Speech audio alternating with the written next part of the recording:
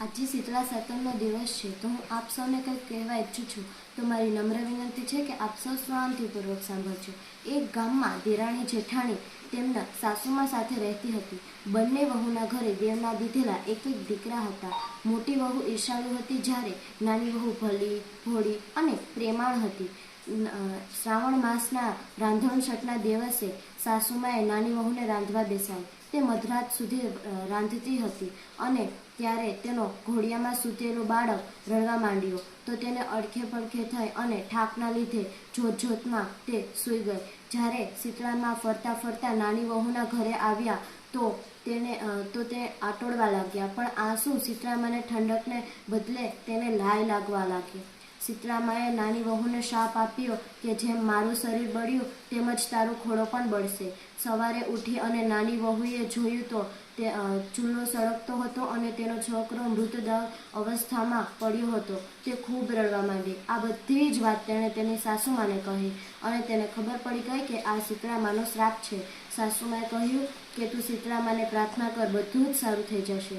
ત્યારબાદ નાની વહુ જંગલમાં ગઈ. તેણે સૌ પ્રથમ 2 તલાવડીઓ મળી. તલાવડીએ કહ્યું, બહેન ક્યાં જા છે? તો નાની વહુએ કહ્યું કે મારા સાપનું નિવારણ પૂછવા શીતળા મા પાસે હું જાઉં છું. તો તલાવડીએ કહ્યું કે અમે શે પાપ કર્યા હશે એ પણ પૂછતી આવજે ને, અમારા તળાવનું કોઈ પાણી પીતું જ નથી. તો પછી નાની વહુ આગળ વધી તો તેને 2 આખલા મળ્યા. તેણે કહ્યું કે બહેન ક્યાં જા છે? તો નાની વહુએ કહ્યું કે મારા પાપનું નિવારણ કરવા હું શીતળામા પાસે જાઉં છું. તો તે 2 આખલાએ કહ્યું કે અમે બંને લડતા જ રહીએ છીએ, તેનું નિવારણ શીતળા માતાને પૂછતી આવશે. તે આગળ વધી તો તેને એક બોરડીના ઝાડ નીચે ડોશીમા સ્વરૂપે શીતળામાં બેસેલા દેખાણા. તે ડોશીમાએ તેને કહ્યું, બહેન તું ક્યાં જા છે? તો નાની વહુએ કહ્યું કે હું મારા દીકરાના સાપનું નિવારણ પૂછવા જાઉં છું. ડોશીમાએ કહ્યું કે મારા વાળમાં ખૂબ ખંજવાળ આવે છે, તો તું જોતી જા ને મારા વાળમાં. તો તેને મોડું થતાં હોવા છતાં પણ તે બેસી ગઈ અને તેના વાળમાં જોવા માંડી. થોડી વારમાં ડોશીમાના વાળથી ખંજવાળ મટી ગઈ અને તેણે કહ્યું કે જેવી રીતે તે મારા વાળને ખંજવાળ મટાડી તેવી જ રીતે તારો ખોળો પણ ઠરશે.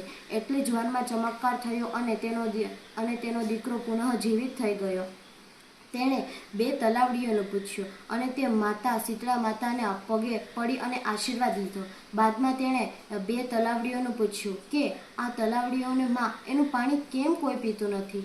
તો શીતળા માતાએ કીધું કે એ પુનઃજન્મમાં શાક્યો હતી. તે કોઈને શાક છાશ આપતી નથી અને આપે તો પણ પાણી નાખીને આપતી. એટલા માટે તે આ જન્મમાં તલાવડી બની અને તેના પાણી કોઈ પીતું નથી. તું એનો એક ખોબો ભરી અને પાણી પી લે છે, બધું જ સારું થઈ જશે.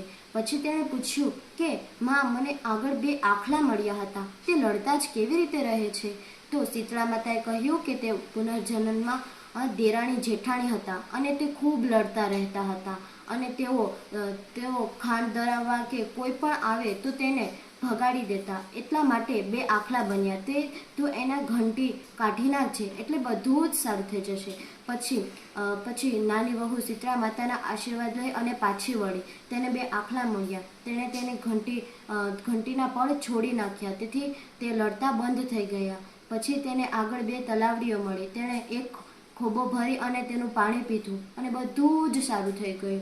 પછી તે ખૂબ ખુશ હતી અને ઘરે પાછી લૂંટી અને સાસુમાને બધું જ કીધું. મોટી વહુને આની બહુ ઈર્ષા થઈ. બીજા શ્રાવણ માસના રાંધણછઠનો દિવસ આવ્યો ત્યારે મોટી વહુએ વિચાર્યું કે હું પણ નાની વહુની જેમ જ કરું અને તેણે પણ મધરાત સુધી રાંધતી ચૂલો સળગાવતો મૂકી અને પોતાના દીકરા પાસે વહી ગઈ. અને પછી તે સવારે અને શીતળામાં જ્યારે આવ્યા ફરતા ફરતા મોટી વહુના ઘરે તો તેનું આખું શરીર બળી ગયું. તેથી શીતળામાએ તેને શાપ આપ્યો કે જેવી રીતે મારું શરીર દાઝી ગયું તેવી રીતે તારો ખોળો બળશે. તેથી જ્યારે મોટી વહુ વહેલી સવારે ઉઠી તો તેણે જોયું કે ચૂલો સળગતો હતો અને તેનો દીકરો રાખમાં બદલી ગયો હતો. તે ટોપલામાં તેના દીકરાને લઈ અને જંગલ તરફ આવી. તેણે પહેલાં 2 તલાવડીઓ મળી. તેણે કીધું કે બહેન તું ક્યાં જા છે? તો મોટી વહુએ કહ્યું કે તમારે શી પંચાયત, મારી જ્યાં જાઉં છે દેખાતું નથી, મારા દીકરાનું હું સાપનું નિવારણ કરવા શીતળામા પાસે જાઉં છું. તો બે તલાવડીએ કીધું કે મારા સાપનું નિવારણ પૂછતી આવજે ને. તો મોટી વહુએ કહ્યું ના, હું તમારા બધી માટે નવરી બેઠી છું. એમ કહી તે તો આગળ ચાલી. તેને આગળ બે આખલા મળ્યા. તો તેણે આખલાએ પૂછ્યું, બહેન ક્યાં જા છે? તો મોટી વહુએ કહ્યું કે તમારે શું કામ છે, તમારે શી પંચાયત, જોતો નથી મારા દીકરાના સાપનું નિવારણ હું પૂછવા જાઉં છું શીતળામા પાસે. તો તેણે કહ્યું મારું એક કામ કરતી આવીશ. તો મોટી વહુએ તો તરત જ ના પાડી હતી. તે આગળ ચાલી તો તેને બોરડીના ઝાડ નીચે એક ડોશીમાં દેખાણા. ડોશીમાએ કહ્યું, બહેન ક્યાં જા છે? તો મોટી વહુએ કીધું કે તમારે શી પંચાયત, જોતે નથી મારા દીકરાના સાપનું નિવારણ પૂછવા જાઉં છું. ડોશીમાએ કહ્યું કે મારા વાળમાં ખૂબ ખંજવાળ આવે છે, તું મને વાળમાં જોઈ દઈશ? તો મોટી વહુએ કહ્યું કે હું તમારા બધા માટે નવરી નથી. એમ કહી તે તો આગળ ચાલે. તે આખું જંગલ રખડી અને મધરાત થઈ ત્યારે તે પાછી રડતી રડતી ગામમાં પહોંચી. અને તે પછી તેને ખૂબ પસ્તાવો થયો. અને શીતળામાં જેમ તમે દેરાણીને ફળ્યા તેમજ સૌને ફળજો. અસ્તુ.